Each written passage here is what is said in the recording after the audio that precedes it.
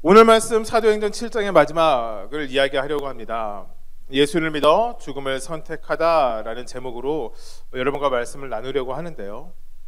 사실 말씀을 준비하면서 이 사도행전 말씀을 준비하면서 제 안에 이 설교를 어떻게 여러분들에게 전하나라고 고민했던 부분이 이 사도행전 첫 파트에 두 개가 나옵니다.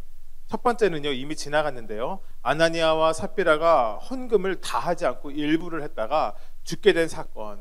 그리고 오늘 예수를 잘 믿어서 죽음을 맞이했던 이 스데반의 이야기. 여러분에게 어떻게 전해야 하나 참 많은 고민을 했습니다. 먼저는 어저께 입당 감사 예배 잘 드렸습니다. 제가 믿음이 적었었어요. 저희가 의자를 20개, 그 다음에 여기 있는 의자가 3개에서 23개면 충분하겠지라고 생각했는데 28명 정도가 와서 같이 기쁨의 예배 드렸습니다. 아까 우리가 찬양하기 전에 제가 이야기했지만 제 마음에 정말 소망이 생겼습니다. 이게 참 어려운 게요. 제 마음에 소망이 생겼다라고 이야기하는 게 제 마음에 절망이 보일 때가 있고, 또 절망이 지나가면 소망이 보일 때가 있고, 제가 여자도 아닌데 마음이 갈대밭 같지도 않은데 이랬다 저랬다 할 때가 있기 때문인데요. 이런 마음 저런 마음 듭니다. 어쨌든 저희가 교회가 개척한 지 6개월이 되었죠. 이곳에서 예배를 드린 지 한 달이 넘어가는 시점이 되었는데요. 새로운 성도 코빼기가 안 보입니다. 이게 참 마음이 어렵더라고요. 어저께 또 많은 사람들이 같이 예배를 드리니까 또 제 마음에 충만한 마음이 들었어요. 무엇보다 제가 하나님 말씀을 붙잡고 기도하는 것이 중요하겠다라고 생각이 들었는데, 그것이 시편 37편 4절 말씀입니다. 여호와를 기뻐하라. 그가 내 마음의 소원을 내게 이루어 주시리로다. 그래서 제가 선택한 것이 있습니다. 다윗이 은혜를 받는 삶을 선택하였듯이, 스데반이 그리스도의 믿음의 고백을 선택하였듯이, 여러분 저에게도 선택한 하나님을 향한 선택이 있는데요. 하나님을 온전히 기쁘게 여기자, 하나님으로 온전히 만족하자. 그랬었을 때 하나님이 저에게 우리 교회 가운데 하나님의 말씀이 우리의 삶과 현실로 이루어지게 될 것이다 라는 믿음이 있었습니다. 아멘. 여러분, 이러기 위해서는 여러분의 도움도 필요합니다. 친구도 데리고 오고 전도도 하시고, 저도 열심히 노력하겠습니다. 제가 오늘 말씀 준비하다가 대학원 때 아니면 대학교 때일지도 모르겠어요. 대학교 때는 시기적으로 맞지 않으니 대학원 때인 것 같습니다. 제가 들었던 수업 중 한 내용의 일부가 기억이 났습니다. 사실은 좋지 않은 내용인데요. 무슨 내용이었냐? 우리나라에서 기독교가 대중의 인식에 안 좋은 영향력을 끼쳤던 큰 굵직굵직한 사건들이 있다라는 거예요. 쉽게 말하면 이거예요. 기독교가 우리나라에서 욕을 먹었던 사건들, 여러 가지가 있겠죠. 한국교회가 세상의 비난을 받았던 사건 중 하나는요, 2007년 아마 여름 때 있었던 사건인데요. 분당에 있는 샘물교회에서 일어난 사건이었습니다. 여러분 혹시 기억나세요? 2007년? 벌써 20년 정도가 흘렀습니다. 2007년 여름 때 어떤 일이 있었었냐면, 샘물교회에서 중동의 복음을 전하기 위하여 아프가니스탄으로 선교를 나갑니다. 아프가니스탄이라는 나라로 선교를 나갔는데요. 중요한 건 거기에 지금도 존재하는 세력이죠. 이 탈레반이라고 하는 이슬람 극우 세력에 의해서 납치를 당합니다. 한 20여 명의 이제 선교팀이 20대에서 30대로 꾸려져 있는 선교팀이 납치를 당하게 됩니다. 이때 이제 인질로 잡히면서 이 팀을 이끌었던 배형규 목사님이란 분이 먼저 순교를 당했고요. 총에 맞아서 돌아가시게 됐고요. 그 다음날 그냥 형제였어요. 청년이었는데 심성민이라는 형제가 처참하게 죽임을 당했습니다. 총을 막 10발씩 맞고 죽었어요. 이런 사건이 있었습니다.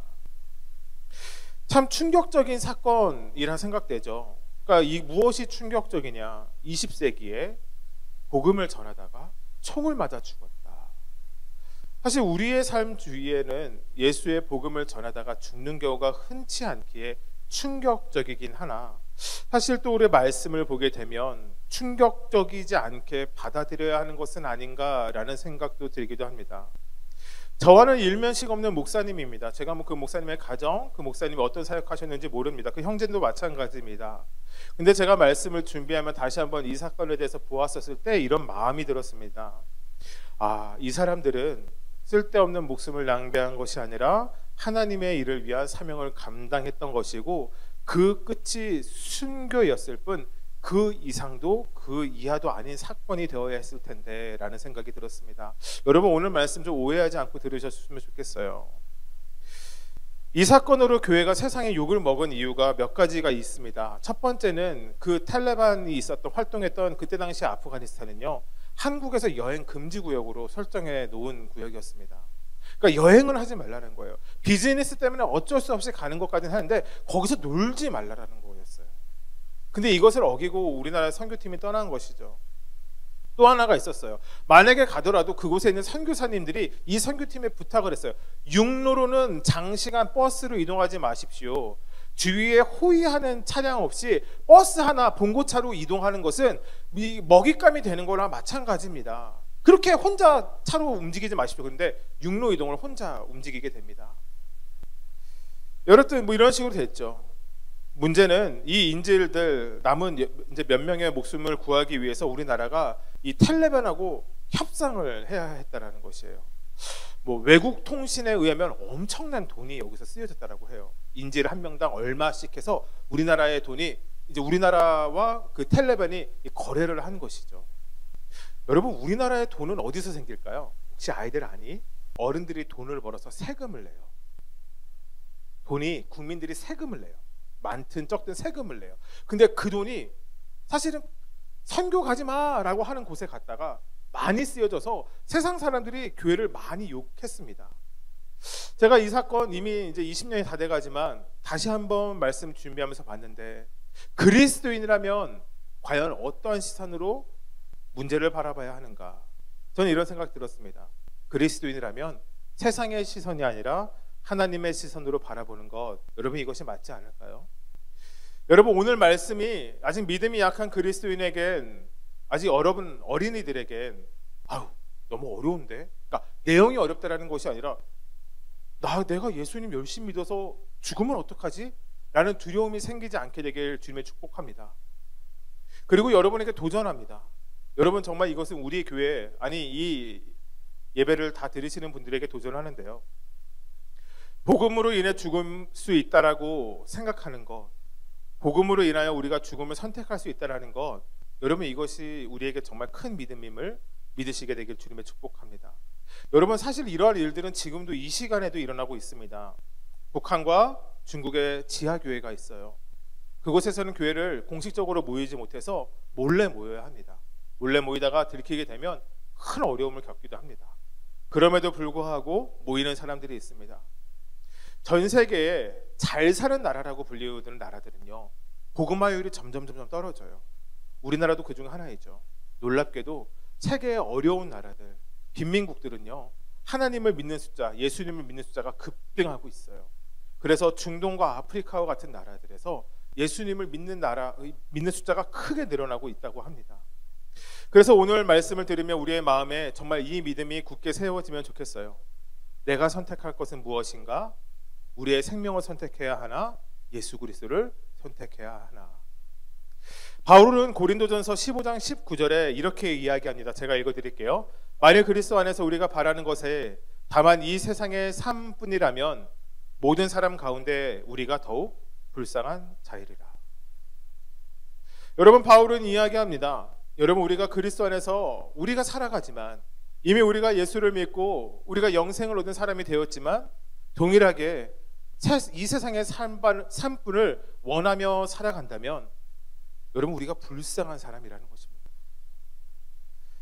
말씀을 보게 되니까요, 성경을 계속하면 보게 될수록 정말 놀라운 것은 성경에는 많은 오랜 시대에 걸쳐 수많은 사람들이 등장합니다. 남자도 등장하고 여자도 등장하고 아버지의 삶도 등장하고 아들의 삶도 등장하고 장남의 삶도 등장하고 막내의 삶도 등장하고 수많은 다른 인생, 다 다른 시절, 다른 환경에서 자라는 사람들을 보게 되지만, 그들이 하나님을 정말 온전히 믿었었을 때 놀라운 것은 그들의 믿음의 고백이 한결같다라는 것이에요.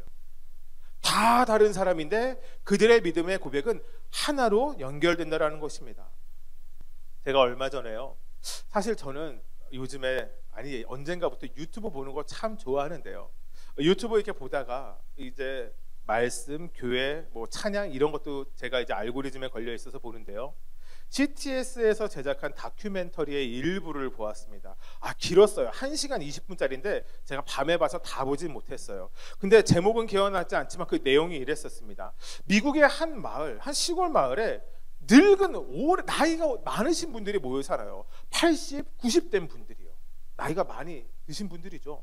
놀랍게도 이분들이 한국말로 대화를 해요. 백인들이었어요. 뭐 미국에 뭐 아프리칸도 있고 뭐 멕시칸도 있고, 미국이 다 백인은 아니지만 대부분의 백인 할아버지 할머니들이 모여 사는 동네인데 무슨 말로 이야기한다고요? 한국말로 얘기를 해요. 여러분, 요즘에 K-팝, K-컬처, K-무비, 또 K-뮤직, 여러분 이거 요즘 얘기예요. 2002년에 우리나라에서 월드컵이 있었거든요. 여러분 태어나기 한참 전에. 그때 우리나라가 4강에 올랐어요. 전 세계 사람들이 놀랐거든요. 근데 그때 전 세계 사람들에게 인터뷰를 했어요. 대한민국은 지도를 보여주고 대한민국은 어디에 있을까요? 라고 물어봤었을 때 아시아에 있다라는 것이 몰랐던 것이 외국 사람들의 반응이었어요. 여러분, 근데 그거 아세요? 지금은 대부분의 사람들이 한국이 어디에 정확히 위치해 있는지도 알아요. 나이가 80, 90이 된 할아버지들이요, 그때 한국말을 배우는 것이 불가능했어요. 여러분, 지금 미국 나가고 지금 유럽 나가면 다 한국말해요. 여러분, 이제 우리가 다른 나라 말 배울 필요 없어요. 그 사람들이 우리나라 말 배우더라고요.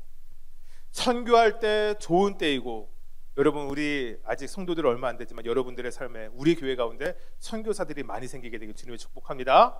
아멘. 여러분, 그런데 중요한 것은 이들이 누구였냐? 이 할아버지들이 누구였냐? 여러분, 이분들이요, 수십 년 전 한국에서 선교하셨던 분들이었어요. 선교사들이 이제 리타이어를 하고 선교사들의 삶 중에 노후가 없으니까 단체에서 이렇게 그 마을을 조성해서 그곳에서 살아가게 하셨는데, 그 마을 자체가 한국에서 선교하셨던 선교사님들의 모여서 살고 있던 마을이었던 겁니다. 이 인터뷰의 내용들을 이은 내용이 바로 이 다큐멘터리였습니다. 어떤 선교사님은 한국 전쟁 이후에 한국에 들어와서 선교를 하셨는데, 먹을 것이 너무 없어서, 먹을 것이 모든 사람이 없었는데 어떤 사람이 배가 아파서 왔다라는 거예요. 그래서 어쩔 수 없이 배를 수술했는데 나무 막대기가 들어있었어요. 너무 배가 고프니까 나무 껍질을 씹어 먹은 게 아니라 나무를 통째로 삼킨 거예요. 소화가 안 돼서. 그런 경우도 있었다고 합니다. 2살 아이를 수술했는데 뱃속을 열었다가 뱃속을 닫았대요. 어쩔 수가 없었어요. 이미 장기가 수천 마리의 기생충에게 다 상해져 있어서 수술할 수 없는 상황이었다라는 겁니다. 또 어떤 선교사님 나병 환자에게 복음을 전했대요. 여러분, 나병 환자가 문둥병이거든요. 여러분은 문둥병 환자 못 봤어요. 왜냐하면 이제는 문둥병이 없어졌어요. 백신으로 완벽한 치료가 됐거든요. 문둥병이 뭐냐면 피부가 썩어서 없어지기 시작하는데요, 고통이 없어요. 무슨 말인지 알겠어요? 그러니까 이렇게 돼요. 손가락이 있었는데 없어지는 거예요. 썩어서 없어졌어요. 근데 고통을 못 느껴요. 손가락이 아니라 발가락도 그래요. 코도 그렇고 귀도 그래요. 입술도 그래요. 눈도 그래요. 몸에 있는 모든 부분이 썩어요. 근데 고통을 못 느껴요. 그리고 언제가 되면 괴사해서 없어져요. 문제는 이것이 전염된다는 거예요. 가까이서 지내면 전염돼요. 그러니까 그들을 돌볼 의사가 없었어요. 근데 그들을 돌본 미국의 선교사님들이 있었어요. 그러니까 사실은 그들을 돌보아 준다는 게 얼마나 큰 사랑처럼 느껴졌을까요? 그곳에서 복음을 전했었을 때 모든 마을의 사람들이 다 예수를 믿게 되었다, 뭐 이런 인터뷰들이 있었습니다. 또 어떤 기억에 남는 선교사님의 이야기가 있었는데요, 4대를 지나며 4대 동안 한국에서 4대의 가족이 다 선교를 감당하신 거예요. 1895년부터 최근까지. 여러분, 대단하지 않아요? 여러분, 그분들은요 유난히 대부분 미국에서 그러니까 의대를 나온 분들이었어요. 의사였어요. 엘리트였다라는 거죠.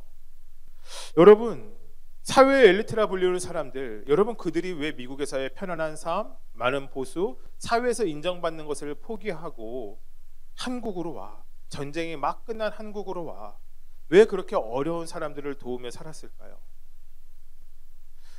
이유는 간단합니다. 자신의 선택이 우선이 된 것이 아니라 예수 그리스도가 먼저 된 삶. 여러분, 그들에게 그 마음이 있었기 때문입니다. 여러분, 7장의 대부분은요, 스데반의 설교로 이루어져 있습니다. 이렇게 긴 한 사람의 설교가 통째로 실리는 것이 성경 안에도 많지 않아요. 예수님의 말씀 몇 구절, 뭐 이 정도가 답니다. 베드로 설교도 짧게 나왔었죠. 여러분, 그래서 우리가 깨달을 수 있는 것은요, 이 스데반의 설교가 얼마나 파급력이 있고 큰 영향력이 있었던 사건이었냐라는 걸 우리가 알아야 되는 거예요. 사도행전 28장 중에 한 장을 통틀어 스데반의 설교를 실은 것은요, 그만한 이유가 중요함이 있었기 때문입니다. 여러분, 우리가 알다시피 또 한 번 퀴즈, 아이들에게만. 사도행전은 누가 썼을까요? 누가 썼을까요? 맞아요. 사도행전은 누가가 썼어요. 여러분, 이렇게 외우시는 거예요. 하나씩 하나씩. 여러분, 누가는 의사였을 거라고 이야기합니다. 그런 얘기는 다음에 하고요. 여러분, 중요한 것은 이것입니다. 스데반이 지금 설교를 한참 하고 있었을 때 누가가 예수님을 믿는 사람으로서 스데반 집사님이 설교하네, 내가 받아 적어야지 하고 막 받아 적었을까요? 아니에요. 여러분, 성경학자들은 누가가 예수님을 믿게 된 경위가 바울의 전도 여행을 통해서라고 이야기합니다. 그러니까 한참 뒤에 있었던 일이라는 거예요. 여러분, 누가는 이 자리에 함께하지 못했었습니다. 그런데 사도행전의 초반부를 보게 되면 너무나도 생생하게 누가가 기록했던 것을 보게 됩니다. 어떻게 그것이 가능했을까요? 마치 초대교회 사건들을 자신의 눈으로 본 것처럼, 자신의 귀로 들은 것처럼, 그가 그곳에 함께 경험했던 것처럼 쓸 수 있었던 것은, 여러분, 이것은 그의 삶이 살아가고 있었을 때, 그가 이 이야기를 들었었을 때 여전히 복음의 증인들이 그의 옆에 많이 있었기 때문입니다. 누가가 이 말씀을 기록하기로 마음을 먹었었을 때 그 이야기를 해주는 사람들이 누가의 삶 주변에 많이 있었다는 것이에요. 여러분, 그래서 우리의 삶에 중요한 것이 있으니 무엇입니까? 증인이 되는 삶, 복음을 전하는 삶. 복음을 전하는 삶이 있어야 예수 그리스도의 복음이 퍼져나가기 시작하기 때문입니다. 여러분, 마치 오랜 시간 한국에서 선교하고 미국에서 노후를 보내지만 여전히 그들이 나이가 90이 80이 되었을 때도 그들이 살았던 한국에서의 삶을 이야기하며 그 사람들에게 지금도 도전을 주는 것처럼 누가가 후에 예수 그리스도를 믿고 사도행전을 기록할 때 그에게 돕는 사람들이 있었다는 것이에요. 수많은 사람들에게 들려지고 알려지고 전해졌던 이야기들. 그래서 누가는 자료를 모으고 검증하고 무엇이 맞는가 고민하고 순차적으로 배열해서 우리가 알다시피 데오빌로에게 예수님을 더 잘 믿게 하기 위하여, 더 영적인 성장을 위하여 사도행전을 기록했고, 여러분, 이것이 우리가 하나님의 말씀을 가슴에 품고 세상 가운데 전해야 하는 이유라고 생각이 듭니다. 스데반의 이야기가 기억이 안 나실 수 있습니다. 여러분, 유튜브가 있습니다. 최근 3주의 설교 다시 들으시면 다시 한번 잘 깨달을 겁니다. 여러분, 그가 이야기했던 건 모세의 이야기, 요셉의 이야기, 부르심에 대한 이야기, 하나님의 말씀을 붙잡고 살아갔던 이야기, 은혜가 무엇인지에 대한 이야기, 제가 빼먹은 이야기가 하나 있는데요. 진짜 성전은 무엇인가에 대한 이야기. 여러분, 이 이야기들을 사내들인 공회 앞에서 자신의 최후 변론처럼 이야기했었을 때 그것을 들은 사람들은 이렇게 반응합니다. 오늘 말씀 54절 말씀 볼까요? 시작. 그들이 이 말을 듣고 마음이 찔려 그를 향하여 이르갈거늘. 제가 또 이렇게 얘기하면 또 우리 목사님은 유튜브만 보는 거 아십니까? 하지만 유튜브 많이 봅니다. 유튜브 많이 보는 거 어떻게 해요? 제가 얼마 전에 그 아이돌 에스파 아세요, 여러분? 사실 제가 아이돌 에스파 하면서 최근에 나온 노래가 있었는데 그거 까먹었네요. 위플래시 춤을 좀 따라 춰볼까 했었는데 또 그런 건 좀 그렇죠. 어찌됐든 이 아이돌 에스파가 피자 광고를 찍었어요. 피자 광고. 무슨 피자인지는 잘 모르겠어요. 또 상호명 얘기하면 안 되니까요.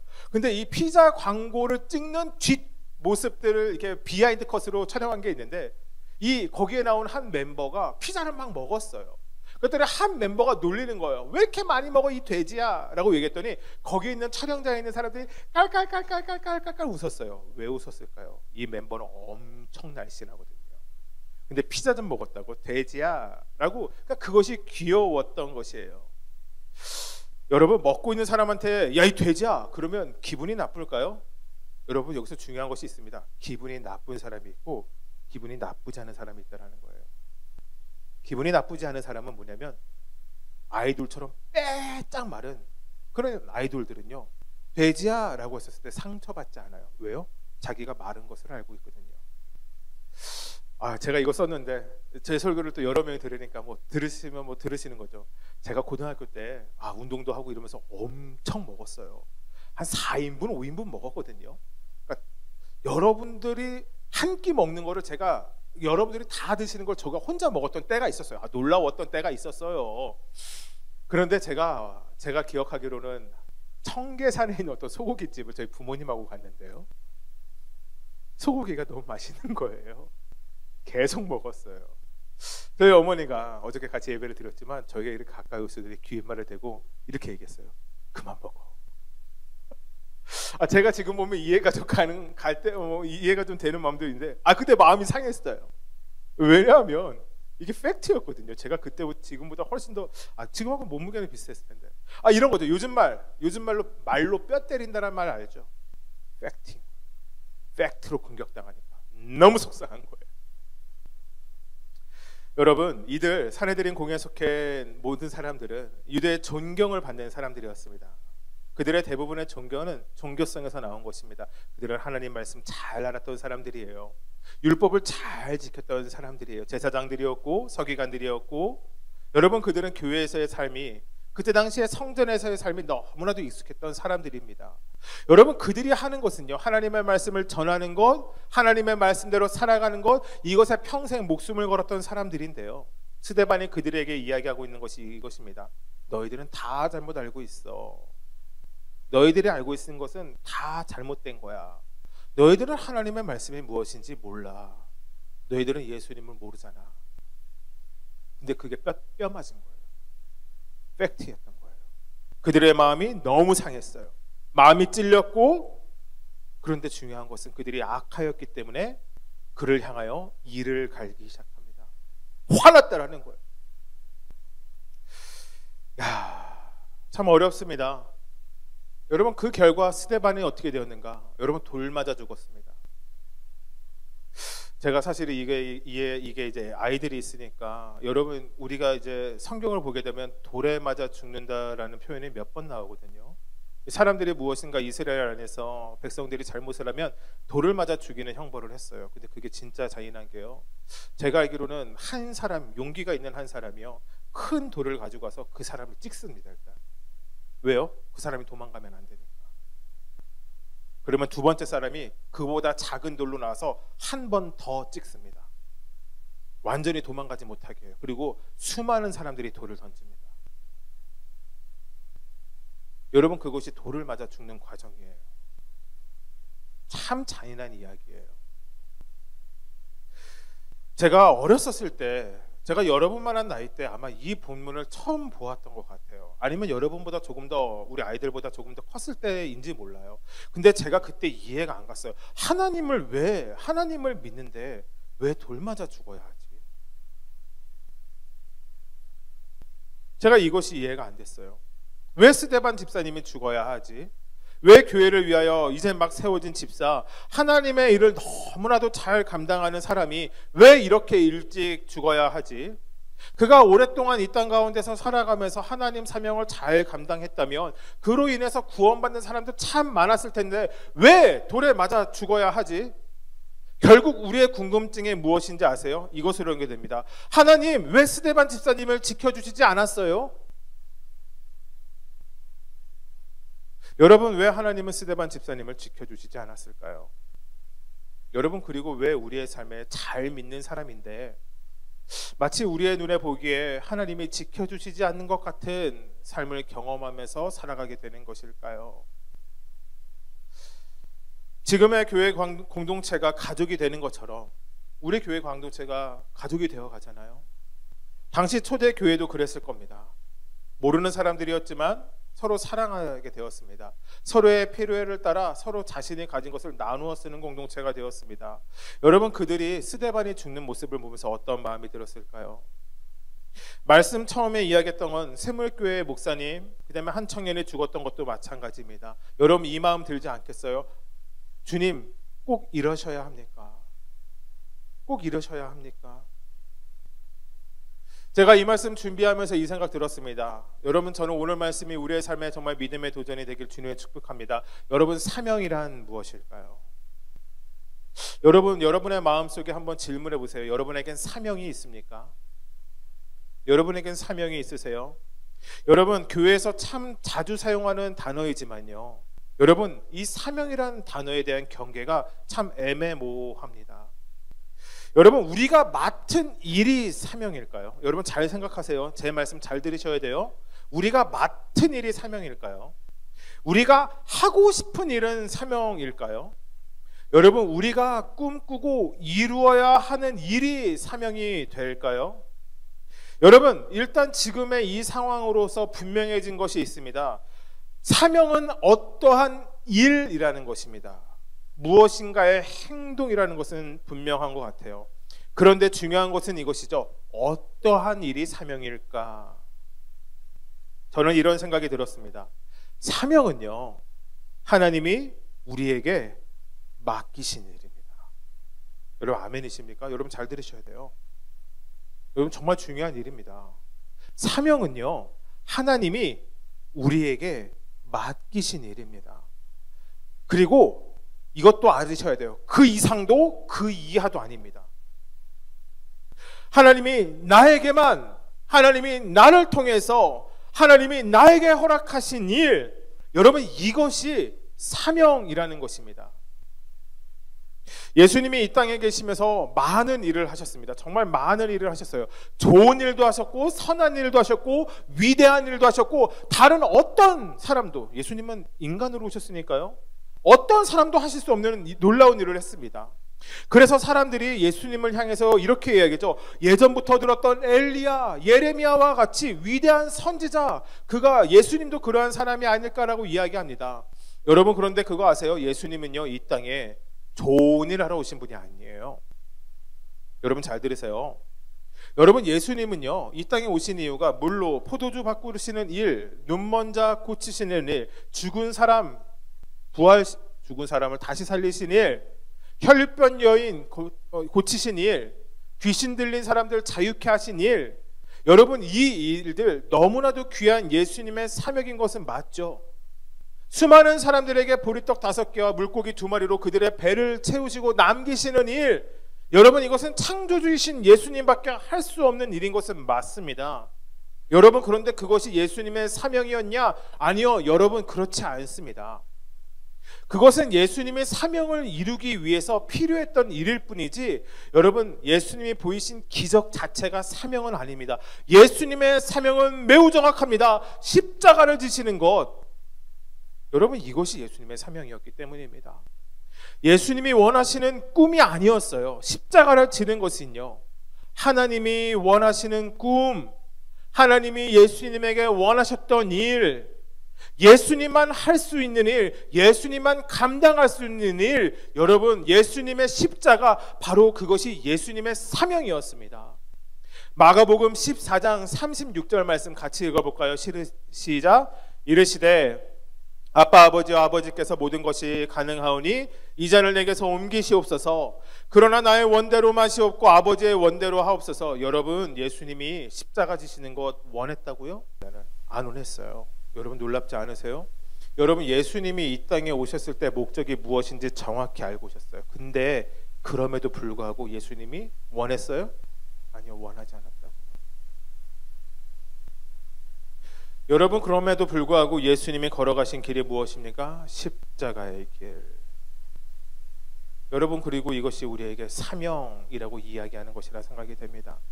나의 원대로 하는 것이 사명이 아닙니다. 하나님의 원대로 하는 것이 우리에게 주어진 사명입니다. 내가 하고 싶은 것이 사명이 아닙니다. 내가 필요로 하는 것이 사명이 아니에요. 나의 꿈을 이루는 것이 사명이 아니에요. 우리의 삶의 끝이 하나님에게 정확히 맞춰져 있는 것, 여러분 이것이 우리에게 주어진 사명, 그리스도인으로 이 땅에 살아가야 되는 모습이 되어야 하지 않을까요? 전 그렇게 생각합니다. 여러분 최근에 브래드 피트가 주인공으로 나온 영화가 있습니다. 지난주에도 영화 한 편 보여드렸죠? 오늘은 영화 포스터 보여드립니다. 볼까요? 여러분 이 다음 사진부터 보여주세요. 기가 막혀요. 저 아저씨가 60이라는데 어쩌면 저 나이에도 저렇게 멋있어요. 이 전 사진 한번 보여주시겠어요? 여러분 이게 뭔지 아세요? F1이라고 불리는 자동차입니다. 포뮬러 1이에요. 여러분 이 자동차가 몇 킬로 나가시는지 아세요? 400km, 500km까지 나갑니다. 여러분 제 차가 요즘 상태가 안 좋은데요, 아마 제 차는 140km 이상 안 나갈 겁니다. 근데 저 차는 3배가 넘는 속도로 달리게 됩니다. 여러분 저 차가 만들어지는 목적이 있습니다.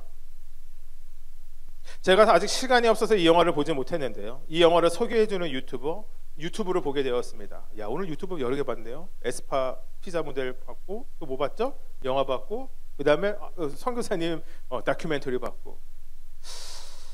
여러분, 제가 근데 이 영화 이 내용을 하는 걸 봤는데 이런 말을 하더라고요. 이 자동차를 운전하는 것이 보통 사람이 할 수 없다라는 거예요. 여러분 잘 들으세요. 이 자동차를 운전하는 것 자체가 보통 사람이 할 수 없대요. 강인한 체력과 정신력이 있어야지만 이 자동차를 운전할 수 있다는 겁니다. 여러분 그거 아세요? 제가 운전 잘해요.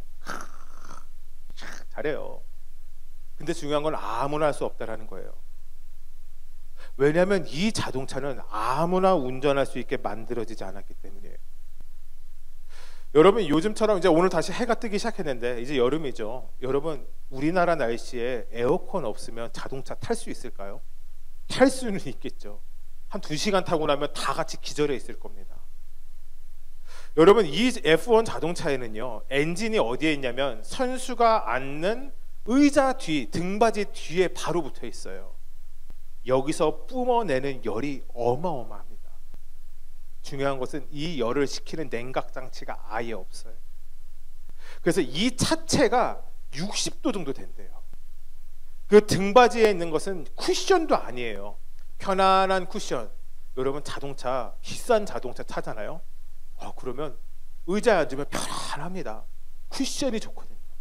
저 자동차는 쿠션도 존재하지 않아요. 단순히 등받이에는 그 열을 잠깐이라도 차단해 주는 그런 기능만 있는 이제 패드가 달려 있을 뿐입니다. 진동, 엔진이 어마어마하게 움직일 거 아니에요. 300~400km로 달려야 되니까 진동을 잡아주는 서스펜스도 없습니다.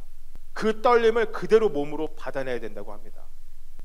그래서 보통 이 경기가요 100m 단거리처럼 하는 게 아니라 한두 시간 이상씩 탄대요. 서킷을 계속 돌거든요.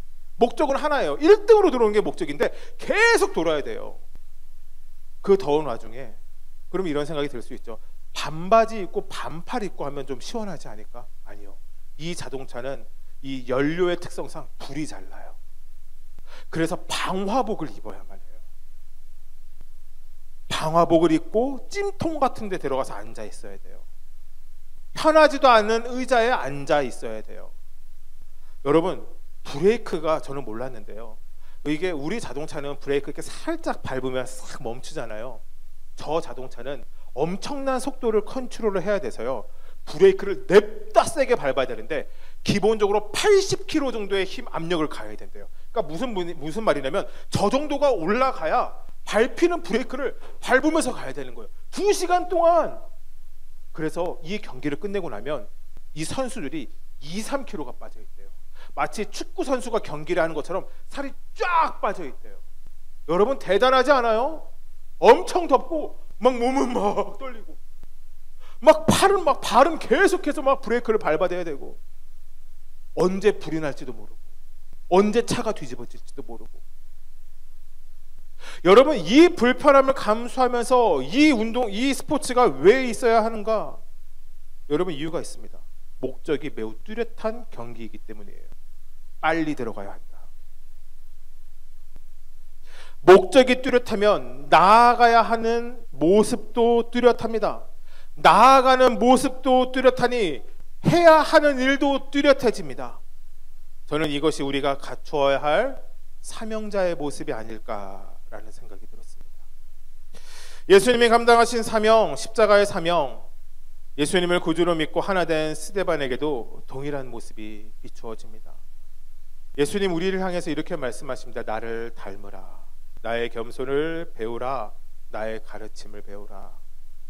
예수님을 믿는다는 것, 여러분 그것은 결국 우리가 예수님을 닮아가는 것을 이야기하는데요. 여러분 그래서 스데반에게 이 은혜가 있었습니다. 예수님을 향해 나아갈 때 스데반이 얻게 되는 은혜가. 오늘 본문 말씀 55절 56절 말씀 같이 읽어볼까요? 시작. 스데반이 성령 충만하여 하늘을 우러러 주목하여 하나님의 영광과 및 예수께서 하나님 우편에 서신 것을 보고 말하되 보라 하늘이 열리고 인자가 하나님 우편에 서신 것을 보노라 한대. 여러분 스데반의 마지막 그가 눈을 들어 하늘을 볼 때 바라보게 된 것이 있습니다. 바로 하나님의 영광과 예수님을 보았다. 스데반이 죽기 직전에. 어저께 우리가 입당 감사 예배 시편 121편 말씀을 나누었는데요. 제가 1, 2절 어저께 말씀 한번 읽어드릴게요. 내가 산을 향하여 눈을 들리라. 나의 도움이 어디서 올까? 나의 도움은 천지를 지으신 여호와께서로다. 제가 어저께 설교를 어저께 잘 전했었는데요. 너무 좋은 내용이 있어서 오늘 한 번 더 여러분들에게 그대로 좀 전해드리려고 해요. 제가 전해드릴게요. 선지자 사무엘이 죽고 사울 왕을 피하여 도망간 다윗, 그가 지쳤을 때 고개를 푹 숙이고 절망 속에 다윗이 산을 향하여 눈을 듭니다. 눈을 든다는 것 어쩌면 우연일 수도 있고 아니면 그에게 결단일지도 모르겠습니다.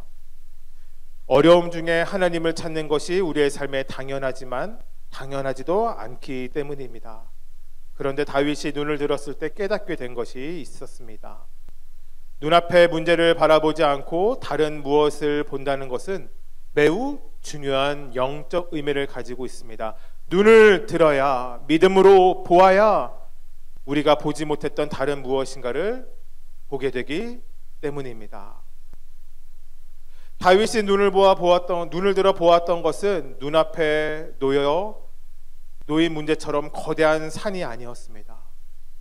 그가 그냥 거대한 산을 보았었을 땐 내 힘으로 조금도 움직이지 못했던 거대한 산, 나의 길을 막고만 있는 것 같은 저 산, 조금이라도 잘못 길을 들었으면 헤맬 것 같은 저 산이 아니라 그가 눈을 들어 산을 보았었을 때 다윗의 눈에 보였던 것은 저 산을 만드신 하나님, 이 땅의 모든 만물을 창조하신 분, 그분이 나의 하나님이심을 보았던 것입니다. 나의 삶을 인도하시고 이끌어 가시며 가장 좋은 곳으로, 가장 선한 곳으로 베푸신 하나님을 다시 고백하게 된 것, 이것이 눈을 들었었을 때 다윗이 얻었던 은혜이고, 스데반의 마지막 눈을 들어 하늘을 보았었을 때 하나님의 영광과 예수님을 보게 된 것, 전 이것이 같은 은혜가 아닐까라는 생각이 듭니다. 스데반에게 동일한 일이 일어났습니다. 사람들의 안색이 변합니다. 사람들의 얼굴의 빛이 변하였습니다. 분노로 가득합니다. 어떤 사람이 혼자 걸어 나오며 커다란 돌을 들고 나왔을 것입니다. 스데반은 알았을 겁니다. 저 돌로 나를 치겠구나. 그리고 나는 이곳에서 죽겠구나. 여러분, 그때 스데반의 행동은 도망간 것이 아니었습니다. 사람들에게 자신의 목숨을 빈 것이 아니라 눈을 들어 하늘을 바라봅니다. 그때 그가 무엇을 보았다고요? 하나님의 영광 우편에 계신 예수님. 여러분, 이것이 여러분 스데반이 보았던 것. 여러분, 이런 생각이 듭니다. 그리스도인에게 정말 중요한 것은 어떻게 죽는가가 아니라 어떻게 예수로 다시 사는가. 제가 우연히 블로그에서 본 글입니다. 2016년, 2006년 둘 중에 하나인데요. 제가 이렇게 좋은 예화를 찾다가 보았습니다.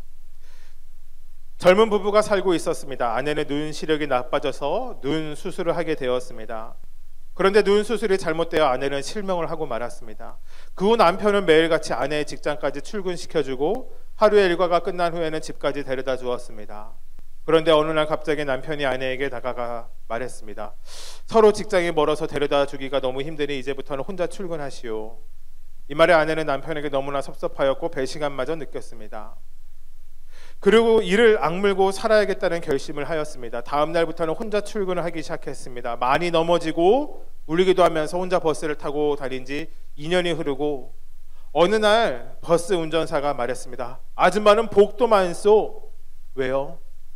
매일 남편이 버스에 함께 앉아주고 부인이 직장 건물까지 들어가는 순간까지 지켜보다가 등 뒤에서 손을 흔들어주는 보이지 않는 격려를 해주었으니까요.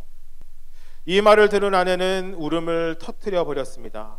보이는 사랑이 전부는 아닌 듯합니다. 진짜 말씀을 마무리할게요. 우리의 눈에는 보이는 사랑이 전부가 아닙니다. 하나님의 사랑이 우리에게 그럴 수 있는 것 같습니다. 때로 우리는 눈에 보이는 하나님의 사랑을 원합니다. 이런 것이죠. 하나님, 제가 건강해졌으면 좋겠어요. 하나님, 제 통장에 돈이 좀 더 많아졌으면 좋겠어요. 하나님, 제 주변에 좋은 사람들이 있었으면 좋겠어요. 좋은 직장에 갔었으면 좋겠어요. 하나님, 전 이것이 하나님의 사랑이라고 생각해요. 여러분, 그럴 수 있죠. 여러분, 하지만 정말 우리가 알아야 되는 하나님의 또 다른 사랑이 있습니다.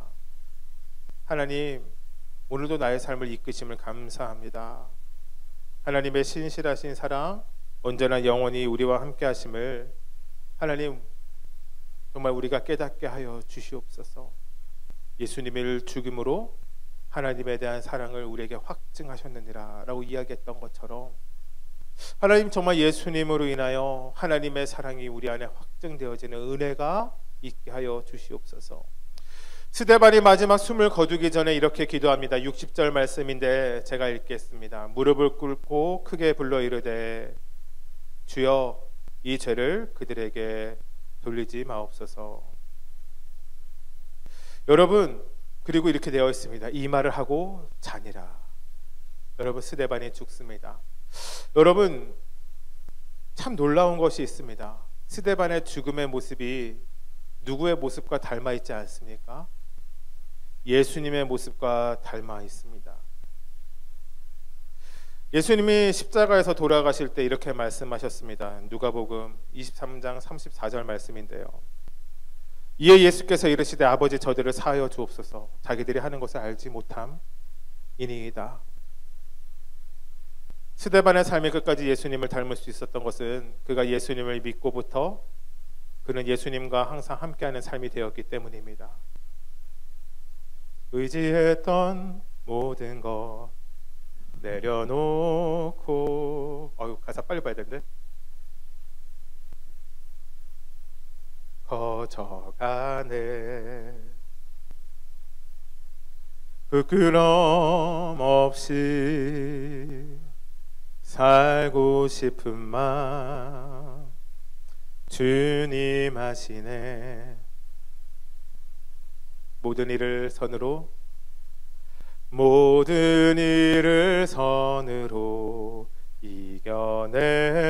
이겨내고 죄의 유혹을 따르지 않네. 나를 구원하신 영원한 그 사랑, 그 신 그 은혜 날 붙드시네. 주어진 내 삶이 작게만 보여도 선하신 주 나를 이끄심 보내. 중심을 보시는 주님만 따르네.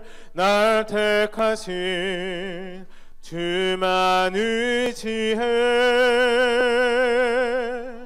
보이는 상황에 무너질지라도 예수 능력이 나를 붙드네. 보이지 않아도 주님만 따르네. 내 평생 주님을 노래하리라. 타이밍이 제가 조금 엇난갔는데요. 저는 이 찬양을 묵상하면서 스데반의 마음이 무엇인지 깨닫게 되었어요. 마지막 그가 붙잡고 싶었던 것, 자신의 생명이 아니라 예수님을 선택하는 것. 여러분, 이것이 우리에게 필요하지 않을까요? 찬양의 가사가 이래요. 주어진 내 삶이 작게만 보여도. 여러분, 스데반이 이 상황 자기가 얼마나 작게 보였을까요? 하나님, 제가 하나님 너무 사랑하는데요. 제가 예수님 너무 사랑하는데요. 제가 지금 죽게 됐어요. 제가 지금 이제 죽어요. 여러분, 이것이 스데반의 마음이었어요. 그런데 눈을 들어 하늘을 바라보기 시작할 때 이 믿음이 스데반에게 있었던 거예요. 보이지 않아도 나를 인도하시는 분이 계시구나. 나를 지금 이곳에 마중 나온 분이 계시구나. 그분이 내가 그렇게 사랑했던 예수님, 사랑하는 여러분, 여러분의 마음에 정말 예수님 의지하는 마음이 있기를 주님의 축복합니다. 여러분, 다음 주까지 사도행전 말씀 전하고 우리가 이제 다른 주제로 말씀을 전하려고 해요. 교회가 세워지며 사도행전 말씀이 시작되고 24번의 시간, 25번의 시간이 지나갔어요. 거의 1년의 절반이 지나갔어요. 여러분, 우리가 초대 교회를 꿈꿔야 하는 교회가 되었습니다. 여러분, 이것이 우리에게 사명입니다. 내가 하고 싶은 일 아니라, 내가 할 수 있는 일도 아니라 하나님이 나에게 맡기신 일. 여러분, 이 시간 같이 한번 믿음으로 기도하며 나아갑시다. 하나님, 내 삶이 작게만 보여도, 하나님 내게 능력이 없어 보여도, 하나님 이 핑계 저 핑계로 내가 주님께 피하며 살아왔지만 하나님 이 시간 믿음으로 결단하며 나아가는 것 있으니 하나님 주어진 사명 감당하는 인생 되게 하여 주시옵소서. 우리 시간 주여 한번 외치시고 믿음으로 기도하며 나아갑시다. 주여, 하나님 감사합니다.